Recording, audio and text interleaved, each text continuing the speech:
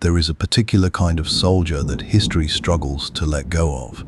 Not the general on horseback, not the king behind the walls, not the admiral watching the sea from the prow of his flagship, calculating the wind. The soldier, the one who stands in the line, the one who holds when everything around him is breaking, who advances when the ground ahead is wet with the blood of better prepared men, who sleeps on stone and eats from a common pot, and asks for nothing beyond the weapon in his hand and the man beside him.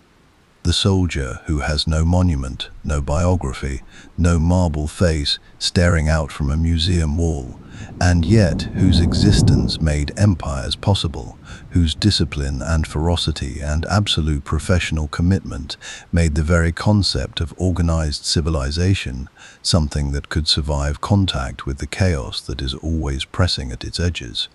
History remembers the commanders. It is the soldiers who do the work.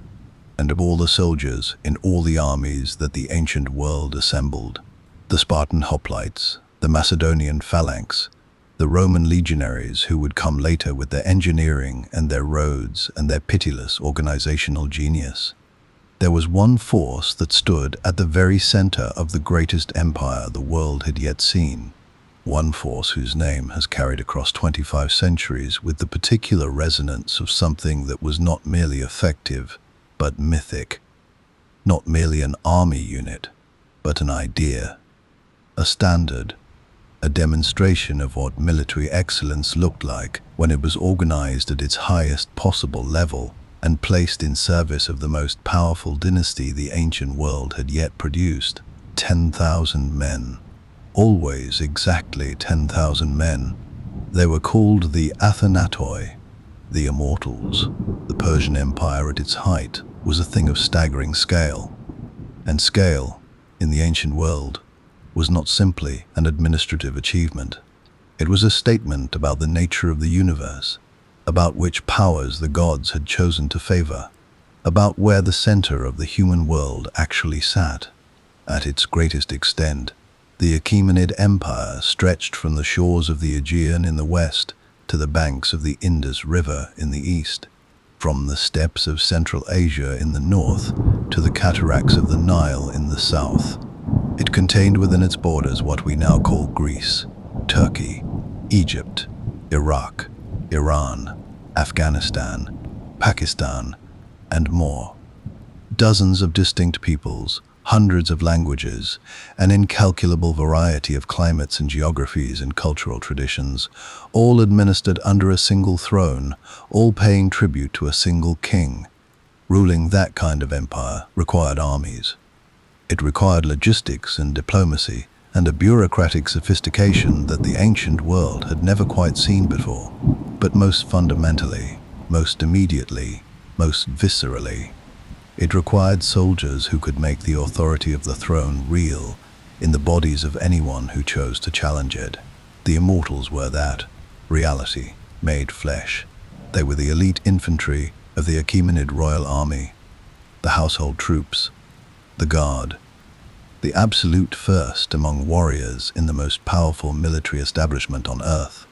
They took their name not from any supernatural quality, but from a system so carefully maintained and so precisely administered that it produced an effect the ancient world genuinely found unsettling.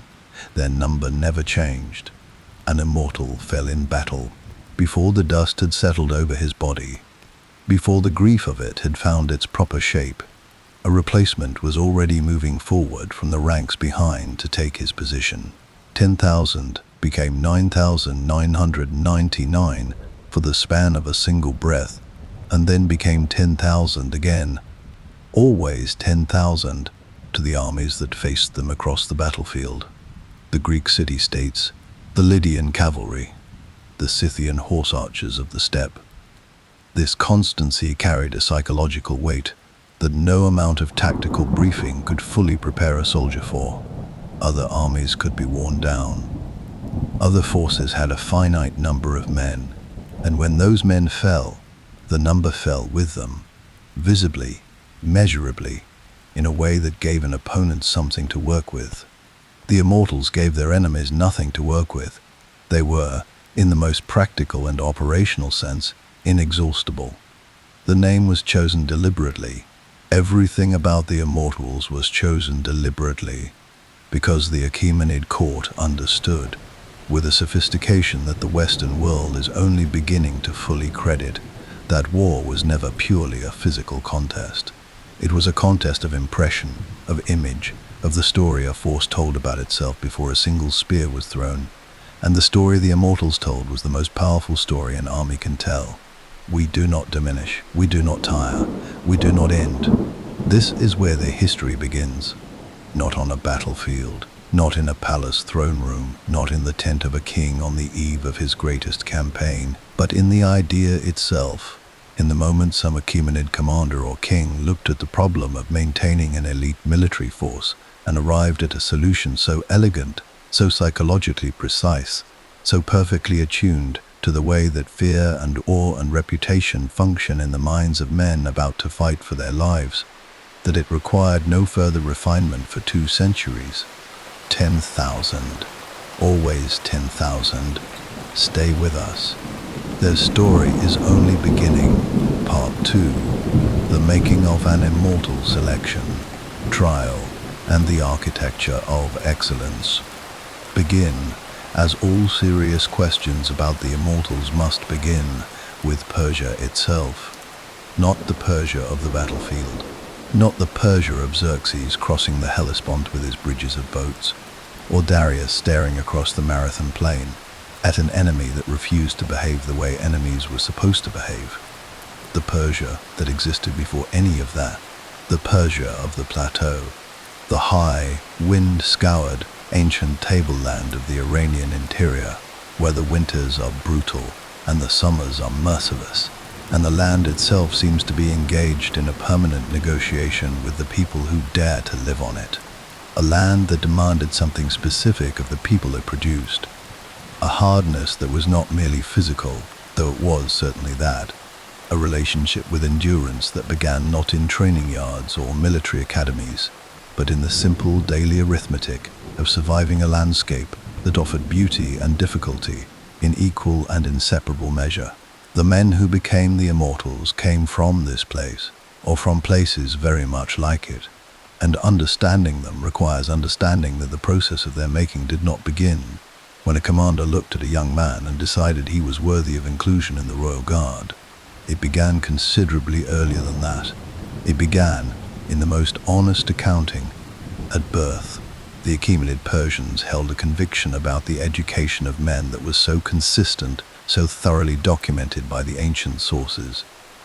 Herodotus above all, who spent considerable time among Persian communities, and was a more careful observer than he is sometimes credited for being, that it amounts to something close to cultural law. From the moment a Persian boy of noble birth was old enough to be taught anything at all, he was being taught 3 things simultaneously: to ride, to shoot, and to tell the truth. These were not presented as separate disciplines that happened to be grouped together for convenience. They were understood as a unified program, a trinity of capacities that, taken together, produced something more comprehensive than any individual skill could produce alone. Riding was not merely equestrian competence. It was the cultivation of physical relationship between a man and a large, powerful, independent animal.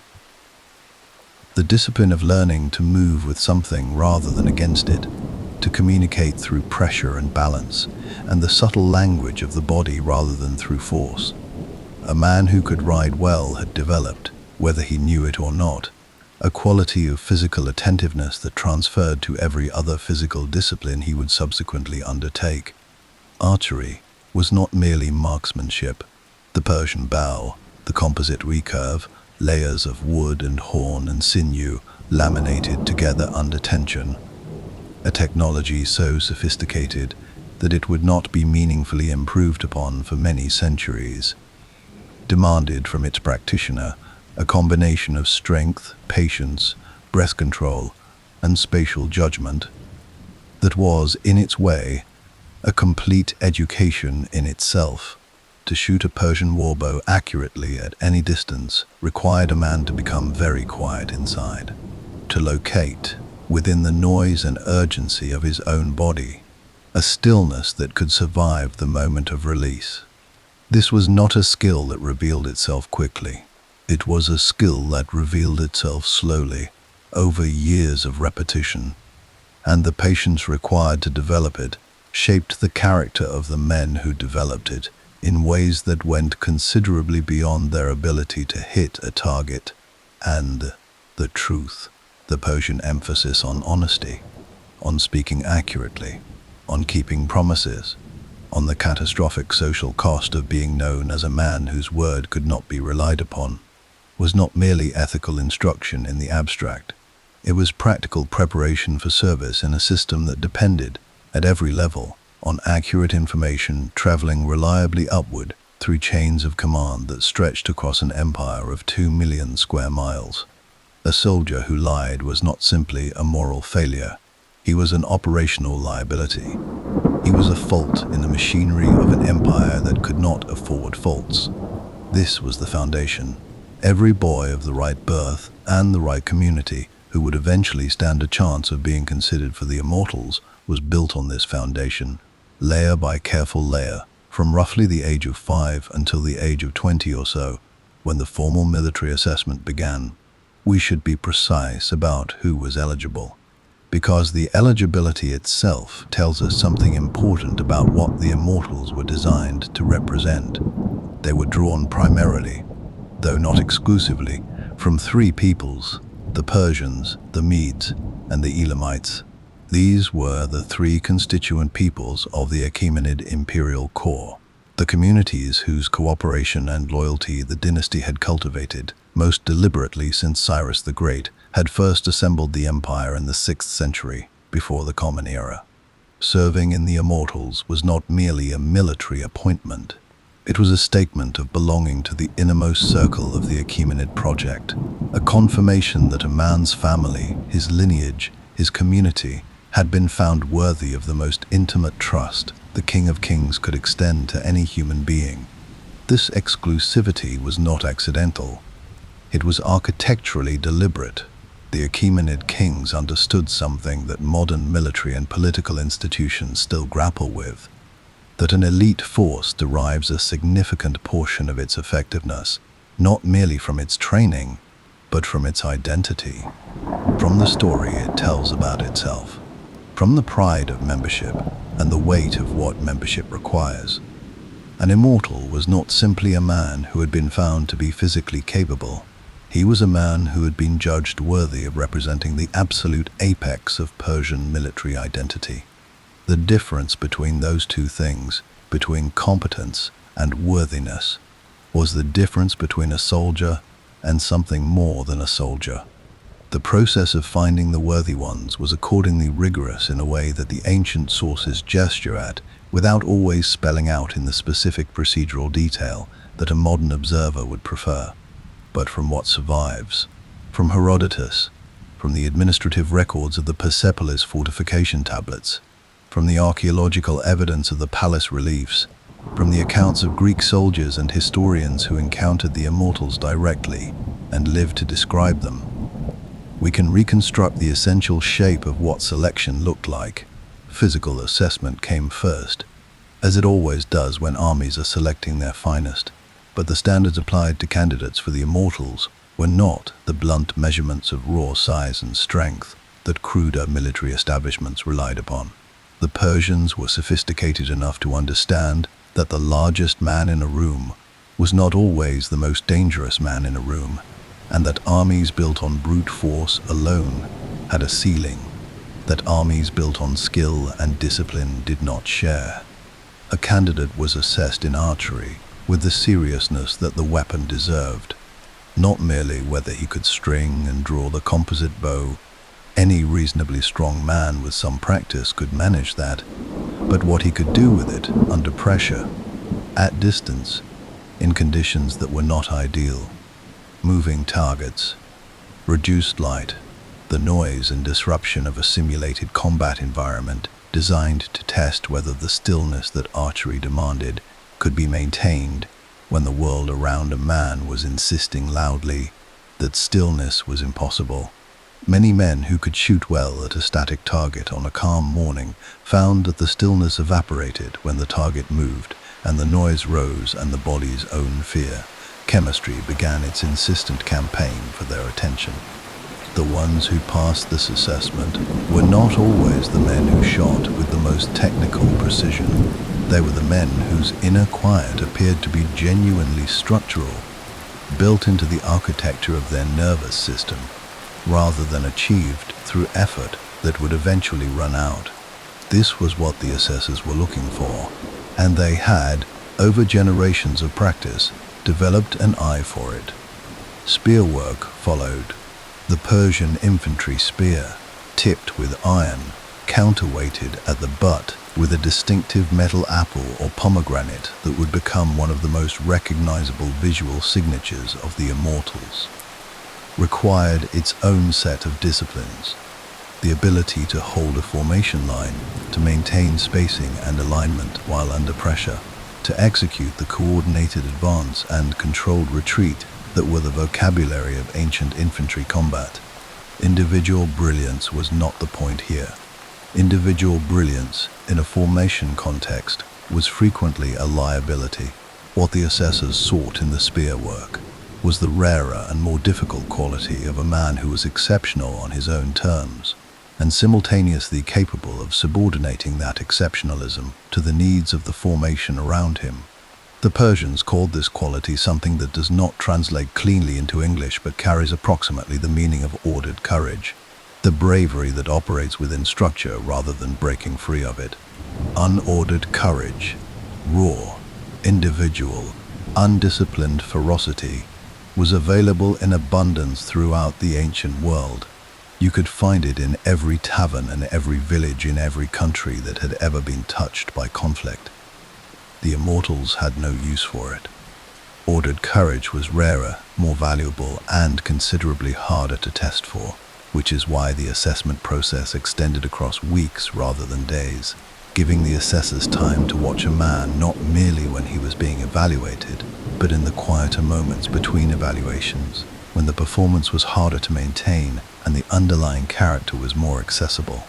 Physical endurance was tested with a directness that would have been immediately recognizable to any soldier in any era of history, because the essential nature of endurance testing has not changed very much in 25 centuries.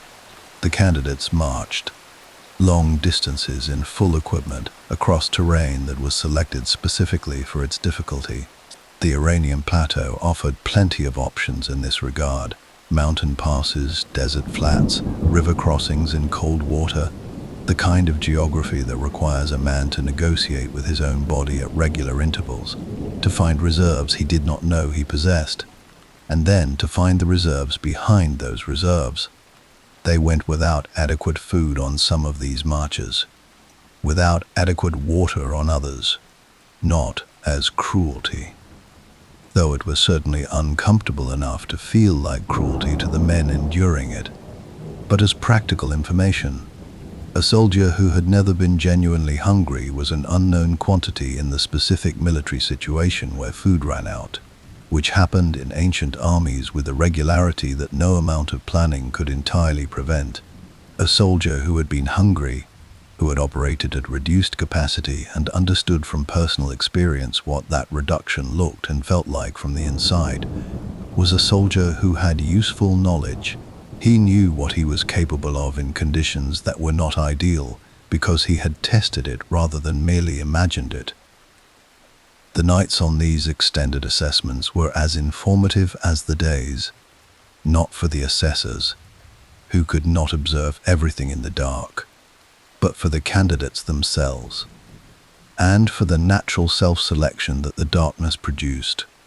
A man alone in a tent at the end of a day that had emptied him is alone with a very specific question: is this worth it? Not abstractly, concretely. Right now, with the cold coming through the canvas and the exhaustion sitting in every muscle, and the next day's march waiting at the edge of sleep like a patient creditor, is this worth it? The men who answered yes who rose in the morning with the question settled rather than reopened, were demonstrating something that no formal test could reliably measure: a relationship with purpose that was durable enough to survive discomfort. This was what the Immortals required from their members, not because the leadership was philosophically invested in the cultivation of inner fortitude as an abstract good, but because the practical reality of campaign life demanded it without apology and provided no accommodations for those who had overstated their commitment at the selection stage. What passed through all of this?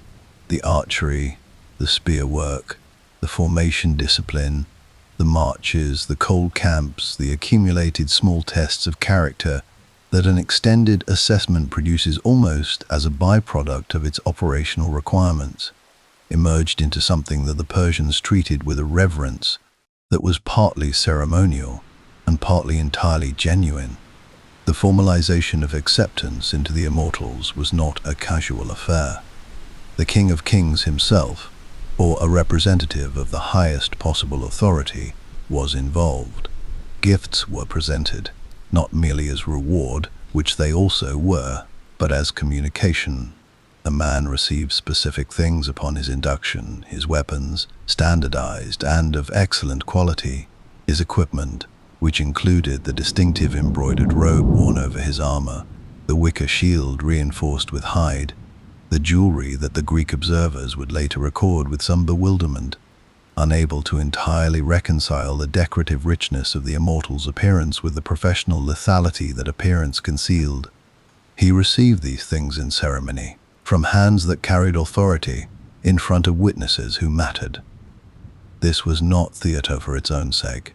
It was the formalization of a bond, the mutual acknowledgement between the institution and the individual that something had been agreed to. That specific obligations now ran in both directions. The Immortal would serve with complete commitment, would hold the line when holding the line required everything he had, would represent the absolute standard of Persian military excellence in every engagement his unit entered. In return, the institution would care for him in ways that no ordinary soldier in the ancient world could expect. His family was provided for.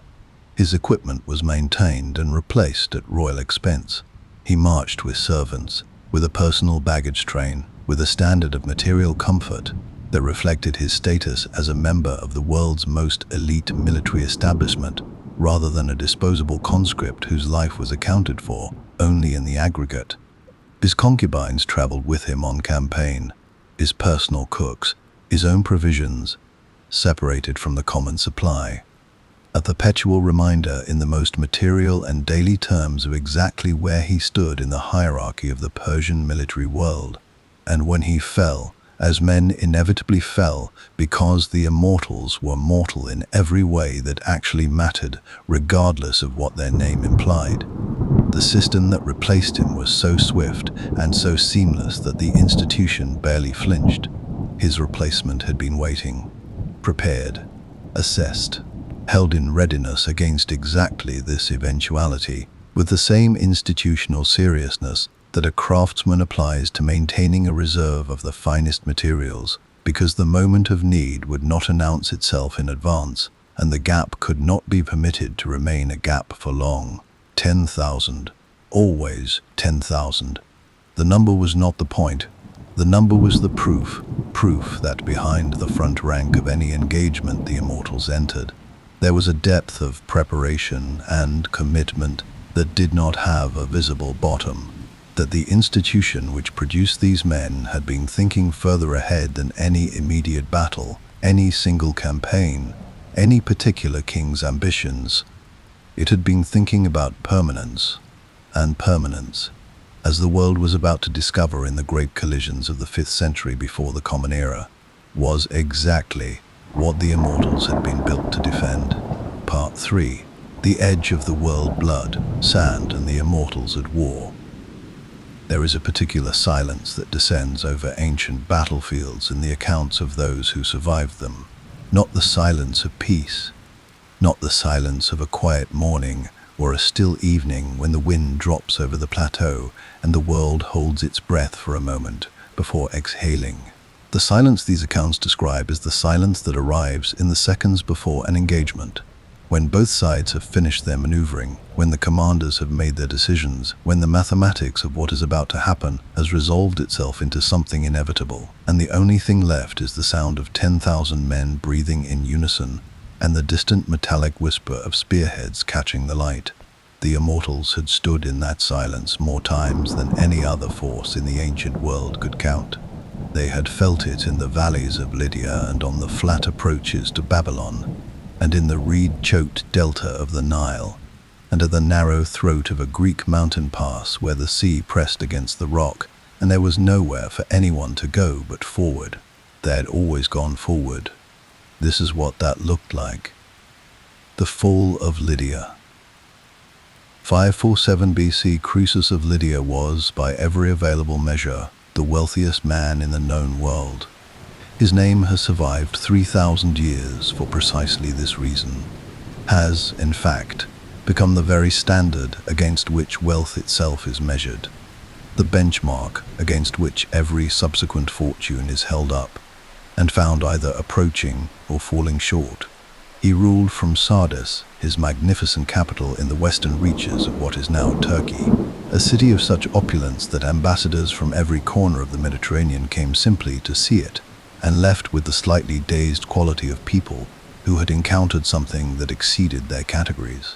He had a river that ran gold, the Pactolus, which carried fine alluvial gold dust down from Mount Tmolus, and he had refined the use of that gold into something the ancient world had never quite managed before: standardized coinage, guaranteed by the authority of his throne, that made commerce across vast distances suddenly simple in a way it had never previously been. He also had, as wealthy and powerful men sometimes do, a confidence that had outpaced his judgment. When Cyrus the Great, the founder of the Achaemenid dynasty, the man who had risen from the Persian plateau with a combination of military genius and political intelligence that the ancient world found almost incomprehensible, began his expansion westward, Croesus consulted the oracle at Delphi about the advisability of going to war against him. The oracle, in its characteristic fashion, delivered an answer of devastating ambiguity. If Croesus crossed the Halys River and attacked Cyrus, a great empire would be destroyed. Croesus heard this and began his campaign with considerable enthusiasm. The empire that was destroyed was his own. The Immortals, not yet carrying that specific name, which would be formalized and ceremonially established under Cyrus and his successors as the institution crystallized into its final form, but already the recognizable ancestor of what they would become, were the core of the Persian royal force that met Croesus on the field of Thymbra. Cyrus, facing the famous Lydian cavalry that had terrorized opponents across the region for a generation, deployed camels against them, not as fighters but as olfactory weapons, understanding that horses who had never encountered the smell of a camel would refuse to advance toward one regardless of what their riders demanded. The Lydian cavalry dissolved into confusion, and into that confusion, moving with the controlled, disciplined momentum of professional soldiers who had been trained to advance through chaos rather than hesitate at its edge, came the Persian infantry. Sardis fell. Croesus was captured, and, in a moment of grace that would characterize Cyrus throughout his career, treated with a dignity that surprised everyone who had expected the summary execution of a defeated rival king.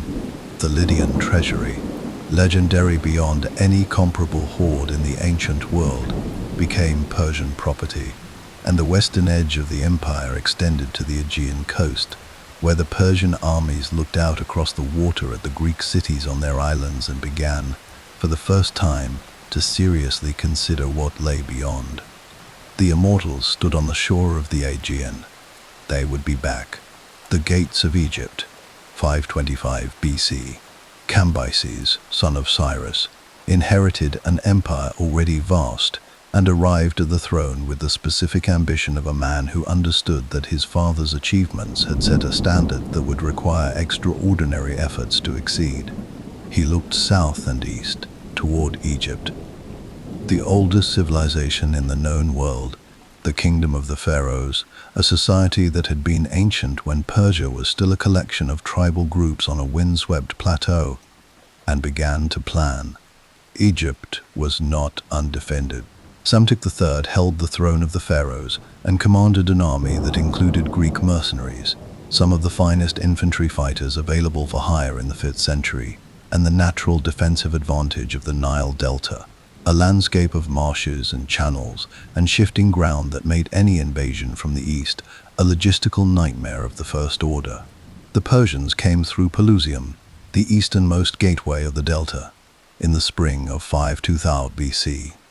What met them there was the full Egyptian defensive force, arranged on ground that had been chosen with care, with the marshes protecting their flanks and the city's fortifications anchoring the line. It was, in theory, a strong position, the kind of position that a prudent attacker would circle carefully, looking for weakness, probing for alternatives. Cambyses was not always prudent, but he was often clever. The story that Polyaenus preserves, writing centuries later, but drawing on sources much closer to the event, describes a Persian gambit of remarkable psychological precision. Cambyses, the account tells us, deployed animals sacred to the Egyptians in front of his advancing forces, cats in some versions, ibises, the image of the goddess Bastet, carried forward into battle like a shield. Whether this is literally accurate or represents a more complex act of psychological and religious warfare, a demonstration that the Persian king understood Egyptian sacred law and was prepared to exploit it. The effect was the same. Egyptian soldiers who could have fought without hesitation against any human opponent found themselves paralyzed by the impossibility of what they were being asked to do: to fight through sacred things, to risk the catastrophic spiritual consequences of desecrating what the gods had declared untouchable. The immortals did not pause at Pelusium. They advanced with the steady, ground-eating momentum that was their professional signature, and the Egyptian line, already fractured by the psychological assault from its own religious convictions, could not hold against the physical reality of 10,000 professional soldiers who had been trained for exactly this kind of decisive, committed forward movement. Psamtik III fled toward Memphis. Memphis fell. Egypt. 3,000 years of pharaonic continuity, the civilization that had built the pyramids and carved the Sphinx and irrigated the desert with the organized intelligence of its annual floods, became a Persian province. Cambyses was crowned pharaoh in the traditional ceremony, though his relationship with Egyptian religion would remain complicated throughout his rule. The immortals had crossed into Africa. They had touched a civilization so ancient that it made their own empire feel young, and they had moved through its defenses with the professional equanimity of men who had been told their whole lives that the job was to advance, and who had found that this instruction held regardless of which continent the advance was taking place on. Thermopylae, 480 BC. And now we come to it. The engagement that history cannot stop returning to. The 3 days at the hot gates that have generated more words, more paintings, more films, more philosophical debate than almost any other military encounter in the entire ancient record. The battle that, from a purely military standpoint, the Persians won, and that, from every other standpoint that human beings have found meaningful across 2.5 millennia, they did not. Xerxes had assembled a force of invasion that the ancient sources describe in numbers so vast that modern historians have spent considerable effort attempting to reconcile them with operational reality. Herodotus gives figures that, taken literally, would represent the largest army ever assembled in human history. Modern scholarship has reduced those numbers significantly without reducing the essential point. This was an enormous force, assembled from across the full extent of the empire, pointed at a Greece whose city-states were already struggling to present a unified response to an existential threat. At its center, as always, were the immortals, commanded by Hydarnes, a man whose name the Greek sources record with the specific care reserved for opponents who had earned genuine respect. They were the instrument Xerxes expected to use when the initial assaults failed, the reserve of absolute quality held back until the moment required it. The pass at Thermopylae was a narrow coastal corridor between the mountains and the sea, a place where geography had created a bottleneck so extreme that the Persian numerical advantage became almost entirely irrelevant. An army of 100 could hold it against an army of 1,000,000 if the 100 were sufficiently motivated and sufficiently capable, because at no point in the pass could more than a handful of men fight side by side. Leonidas understood this. He had chosen the position with the cold geometric intelligence of a Spartan king who had spent his entire life thinking about exactly this kind of problem. The initial Persian assaults were not made by the Immortals. Xerxes sent in other units first, Median troops, Scythian infantry, men of quality by any normal standard, and watched from his elevated throne as they broke against the Spartan phalanx like water breaking against a cliff face. The Greek accounts, which are what we primarily have, describe these early engagements with a vividness that carries the ring of eyewitness transmission even through the centuries of retelling. The Spartans employing a feigned retreat that drew pursuing Persians out of formation, then turning as a unit to cut them down. The methodical, almost mechanical efficiency of a force that had been trained from childhood to do exactly one thing, in exactly this kind of space, and that was doing it now with the complete and frightening composure of men who were entirely at home in situations that were destroying everyone around them. Xerxes watched his men die and reportedly rose from his throne 3 times. 3 times in a single day. Each time, the ancient sources suggest, in response to what he was seeing on the field below. The gap between expectation and reality widening with every assault, the Persian dead accumulating in numbers that a king who commanded virtually unlimited soldiers could still not regard without something affecting him physically. He sent the Immortals on the second day. Haidans led them into the pass with everything that 10,000 elite professional soldiers, rested and prepared and operating at the apex of their considerable capability, could bring to bear. And what happened in the hot gates when the Immortals engaged the Spartan line is one of the most remarkable military episodes in the ancient record. Remarkable not for its outcome, which was another Persian repulse, but for what it revealed about both forces simultaneously.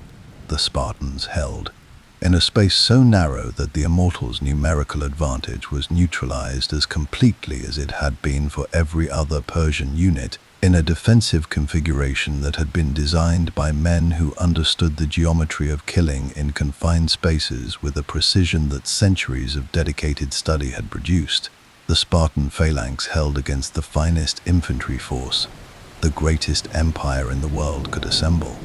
The Immortals were not broken, they were not routed, they were stopped, which was a different thing, a thing that had almost never happened to them in a century of continuous campaigning, and the distinction matters. A broken force is one that has lost its will.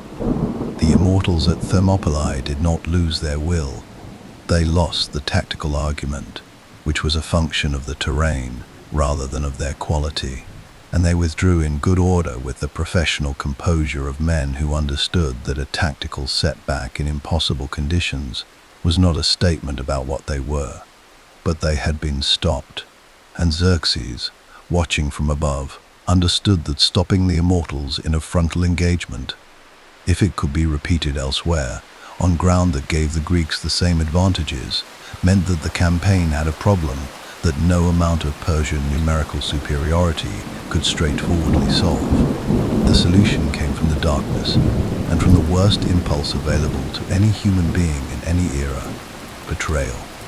A local Greek man named Ephialtes came to the Persian camp and offered, for whatever combination of reward and resentment drove him to it, the information that changed everything.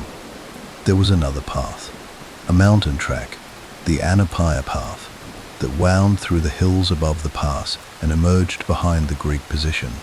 a path that the Phocian Greek troops guarding it did not expect to be used, because using it required exactly the kind of nighttime mountain march that most armies of the ancient world considered beyond the practical boundary of what was operationally achievable. Idan was given the path, and the night and 10,000 immortals. They moved in darkness, in silence, in the single-file discipline that a mountain track through rough terrain demanded, and they moved with the complete, absorbed professionalism of soldiers who had been trained to advance regardless of the conditions the advance required. The Phocian guards, hearing them in the pre-dawn light, the sound of 10,000 men moving through dry autumn leaves, a sound that one imagines carried in the still mountain air with a particular and terrible clarity, had time only to arm themselves before the immortals were upon them. The Phocians withdrew to higher ground. The immortals did not pursue. The Phocians were not the objective. The objective was the Greek rear. Leonidas received the news in the grey early morning and made the decision that history has spent 25 centuries arguing about. He sent the allied Greek contingents away and held the pass with his 300 Spartans and a handful of other forces who chose or were required to remain. Whether this was sacrifice or strategy, or the specific expression of a Spartan king who had known since Delphi that he was not coming home and had made his peace with that knowledge, the answer is probably some irreducible combination of all three. The immortals descended from the hills. The Spartans moved out of the pass to meet them on the wider ground, fighting with the abandon of men who have already settled the question of their own survival, and are therefore free to concern themselves only with the quality of what they do with the time remaining. The accounts describe them fighting until their spears shattered, then with swords, then with hands and teeth when everything else was gone. Leonidas died in the fighting. The Spartans gathered around his body and held that ground until the Persian arrows, launched in volleys that darkened the air above them, finished what the swords had begun. The pass was taken. The immortals had done what they had been sent to do, but something had occurred at Thermopylae that the Persian command did not fully account for in the days that followed, and that Xerxes, burning Athens, advancing into Greece, watching what appeared to be a total and inevitable victory assembling itself around him, perhaps never fully understood. The 300 had looked at the 10,000 and had not flinched, and the Greek world, absorbing that information in the weeks and months that followed, discovered something about itself that it had not entirely known before.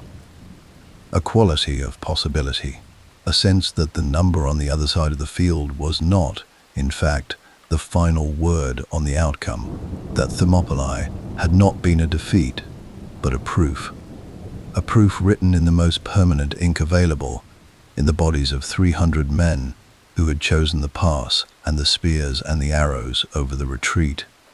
That Persian invincibility was a story, and that stories could be rewritten. The immortals had won the battle at Thermopylae, but something larger had been decided there, in ways that would not become fully apparent until the Persian fleet broke apart at Salamis and the Persian army was dismantled at Plataea. That the campaign of Xerxes was already lost. The immortals had crushed their enemies at the hot gates. They had performed exactly as they were designed and trained and deployed to perform, with total commitment and professional excellence. But the world had seen them stopped, however briefly, however narrowly, by men who were outnumbered in ways that should have made the outcome laughable. And the world, once it had seen that, could not unsee it. That is the particular danger of an elite force meeting an opponent who refuses to be impressed by its reputation.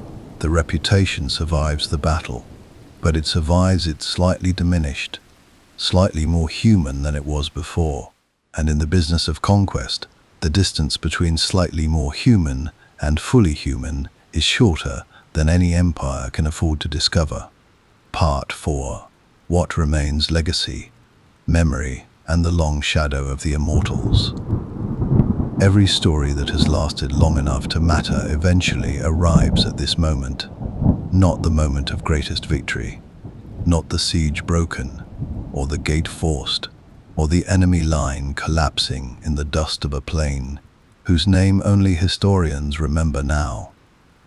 Those moments are important. They are the architecture of the thing, but they are not where the meaning lives. The meaning lives here, in the aftermath, in the quiet that follows the last account, in the space where a listener or a reader sits with everything they have heard and asks the question that all great stories eventually demand. What does this tell us? In the case of the Persian Immortals, the answer is neither simple nor brief. It never is, with the forces that genuinely shaped the ancient world. But it is worth attempting. It is, in fact, worth attempting carefully. Because what the Immortals represented, and what they left behind, touches something that goes considerably deeper than military history. It touches the question of what human beings are capable of when they organize their best qualities with sufficient seriousness and sufficient patience. And that question, unlike the empires that asked it, does not age. Let us begin with what they were, stripped of the mythology, stripped of the name and the ceremony and the deliberately cultivated aura of invulnerability. What, exactly, were the Persian Immortals? They were professional soldiers in an era when professional soldiers were rare enough to constitute a genuine strategic advantage. The ancient world ran largely on conscription, on the seasonal availability of farmers who could be turned into soldiers when the harvest was done and turned back into farmers when the campaign ended. These men were capable. They were sometimes brave. They were not, in any meaningful sense, comparable to what the Achaemenid dynasty had built in its royal guard. The Immortals trained continuously. They existed in a state of permanent martial readiness that the part-time armies surrounding them could not approach regardless of their individual quality, because individual quality without continuous maintenance degrades in ways that individual quality with continuous maintenance does not. A man who shoots his bow every day for 20 years, and a man who shoots his bow for 3 months before a campaign, and then puts it down until the next one are not equivalent archers. The gap between them is not bridgeable by courage or motivation, or the specific urgency that comes from having an enemy across the field. The gap is simply there, built into the accumulated hours of practice, as structural and as real as the difference between a road that has been maintained and one that has been allowed to deteriorate. The Immortals were the maintained road. Everything else was comparison. Their equipment reflected this status with a precision that was simultaneously practical and communicative. The composite bow, the finest ranged weapon available in the ancient world, capable of accurate fire at distances that shocked Greek observers accustomed to the simpler self-bows of the Western Mediterranean.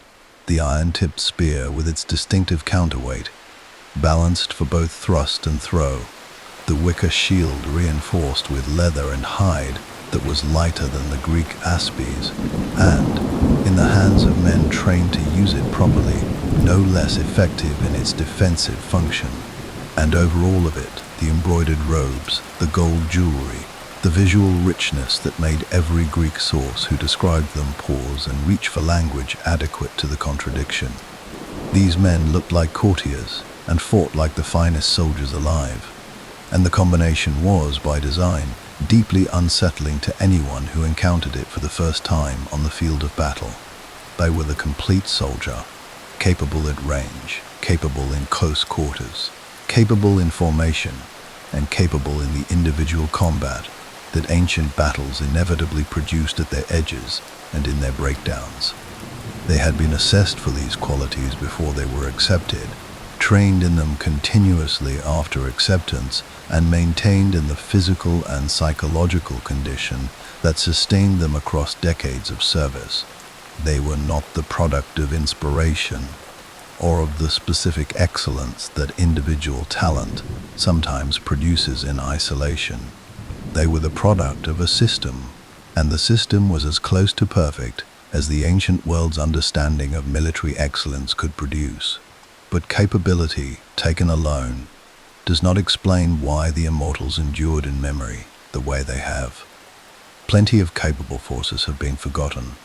Entire armies of skilled, brave, professionally trained soldiers have dissolved into the general background noise of history, leaving behind nothing more specific than a line in a record or a number on an administrative tablet. The immortals left something more than that. They left what they meant to the Persian people, and what they meant was not simply military security, though they provided that in abundance across the 2 centuries of their peak operation. What they meant was something more fundamental, something that touched the identity of the empire at its core. The Achaemenid Persians had built the largest political entity the world had yet seen, and the challenge of ruling it was not primarily military. The military challenge was significant but manageable. The deeper challenge was coherence. The question of how you persuade a Lydian merchant and a Babylonian priest and an Egyptian farmer and a Bactrian nomad that they are all, in some meaningful sense, part of the same thing, that the authority which governs them is not merely the authority of force, which is always temporary, but the authority of something more durable. The immortals were part of the answer to that question, not because they could compel obedience. They could and did, but compelled obedience has a shelf life, but because they represented the absolute apex of what the Persian system valued: excellence pursued without compromise, discipline maintained without exception. The human body and the human will brought to their highest possible expression through the application of patience, method, and institutional seriousness. These were not merely military virtues, they were Persian virtues, the qualities that the culture held up as the measure of what a man could and should aspire to be. To see the immortals was to see the Persian ideal made flesh and given a spear, and for a diverse, multilingual, geographically sprawling empire that needed a common language of value and excellence around which its many peoples could organize their understanding of what they were part of.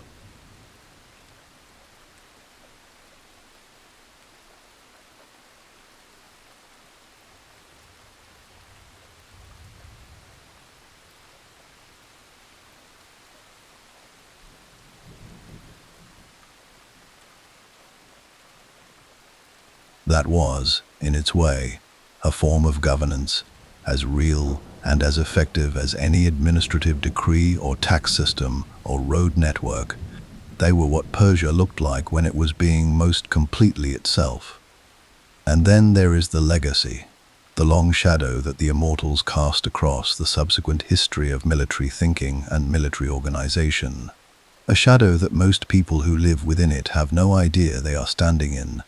The concept they embodied, the professional elite standing force, maintained in continuous readiness, selected by merit and sustained by institutional investment, rather than assembled from the general population when crisis demanded it, did not die with the Achaemenid dynasty.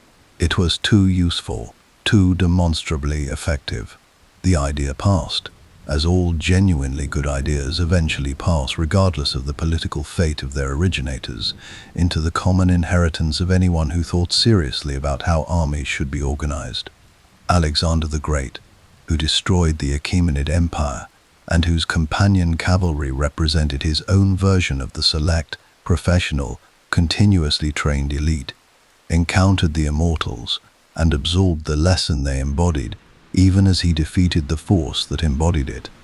The Praetorian Guard of Rome, the Varangian Guard of Byzantium, the Janissaries of the Ottoman Empire, the household cavalry of the British monarchy. Each of these, in their different forms and their different eras, is a conversation with the idea that the immortals first expressed at scale. The conversation has continued, in one form or another, for 25 centuries. It is continuing now, in the special forces units and the elite infantry formations of every serious military establishment on Earth. The immortals did not invent the concept of military excellence, but they industrialized it. They took what had previously been the accidental product of individual talent and circumstance and turned it into a system, a repeatable, sustainable, institutionally maintained system that could produce excellence consistently rather than hoping for it occasionally. That transformation from excellence as accident to excellence as method is the Immortals' permanent contribution to the history of warfare. It is, as contributions go, not a minor one. What remains then, when everything else has been accounted for? 10,000 men who carried their empire on their spears for 2 centuries, who stood in the silence before every engagement with the particular composure of people who have made a complete peace with what they are and what they are for, who advanced when the ground was bad and held when the line was breaking and replaced their dead so swiftly and so seamlessly that the enemies watching them could not find, in the structure of their formation, any evidence that the dead had ever been there. They were not invincible. Thermopylae proved that there were configurations of terrain and will and human excellence that could stop them, at least briefly, at least at a cost that the stopping force could not ultimately afford to pay again. They were human beings, mortal in every sense that actually mattered, subject to arrows and to cold and to the 1,000 ordinary vulnerabilities that flesh cannot be trained entirely out of. But they were the finest organized expression of what human beings can become when a civilization decides, with complete seriousness and complete patience, to find out how good its best people can be made. That question, how good can we make our best people, is not a question the ancient world asked exclusively, or answered definitively, or has any monopoly on. It is a question that every generation asks in its own language and answers in its own way. But the Immortals asked it first at scale, answered it with a clarity that the ancient world could see and measure and fear and respect, demonstrated, in the most direct and practical terms available, that the answer was higher than most people had previously imagined. 10,000 men. Always exactly 10,000 men. The number is gone now. The empire they guarded is dust and ruin, and the magnificent carved reliefs of Persepolis standing in the Iranian sun. The procession of tribute-bearers still marching in stone toward a throne that no longer exists. The specific names of the specific men, the archers who held their stillness, and the spearmen who held their line, and the commanders who led them through the night, passes, and across the desert, and into the gates of cities that thought themselves beyond reach. Most of those names are gone too, dissolved into the general anonymity that takes the individual soldier back into the earth, while the institution he served briefly outlasts him. But the idea endures. The shadow is long, and somewhere in every elite soldier who has ever stood in the silence before an engagement and found, to his own quiet surprise, that the silence did not frighten him. Somewhere in that composure, that professional stillness, that ordered courage that operates within structure rather than breaking free of it, somewhere in there, the Immortals are still present, still 10,000, still advancing,